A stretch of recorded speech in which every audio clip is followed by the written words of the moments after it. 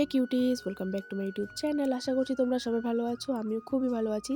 আজকে এই নিভিয়ার কৌটোটাকে ক্লে দিয়ে ডেকোরেশন করব।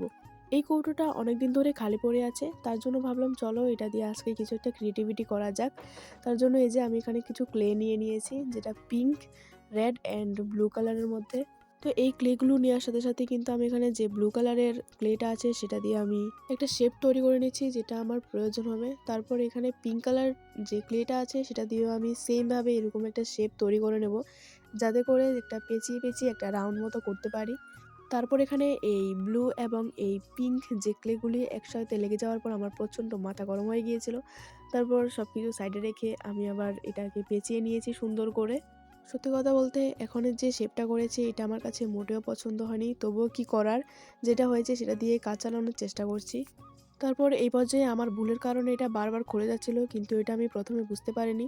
তারপর তো এটা হাত থেকে পড়ে আরও বেশি করে খুলে গিয়েছিল।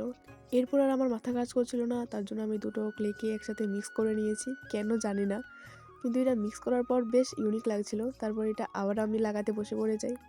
এই ক্লে ডিজাইনটা আমার কাছে বেশ ভালো লেগেছিল, তার জন্য আমি ভাবলাম এটা দিয়েই কিছু একটা বানানো যাক। এই পর্যন্ত তো সবই ঠিকঠাক ছিল, তারপর ভাবলাম যে আমি এখানে একটা ফ্লাওয়ার অ্যাড করলে কেমন হয়। তারপরে যেই ভাবা সেই কাজ, আমি ফ্লাওয়ার বানাতে লেগে পড়েছি এবং সুন্দর একটা ফ্লাওয়ার বানানোর চেষ্টা করছি। এই ফ্লাওয়ারটা বানাতে গিয়ে তো আমার অবস্থা আরও খারাপ হয়ে গিয়েছিল, কিভাবে কি করব কিছুতেই মাথায় আসছিল না।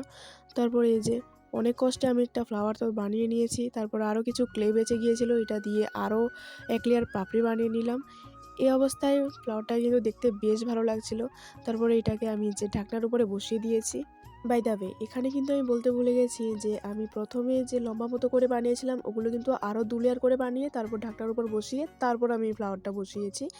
আশা করি তোমরা বুঝেছো আমার কথা এবং ভিডিওতে দেখেও বুঝতে পারছো। তারপর এই মুহূর্তে এসে যে আমার যে নিভিয়ার কৌটোটাকে একটা নতুন লুক দিতে পেরেছি, আমার কাছে তো বেশ ভালো লেগেছে। তোমাদের কাছে কেমন লেগেছে কমেন্ট করে জানিও। তো আজকের ভিডিওটা এখানেই শেষ করছি। Bye bye.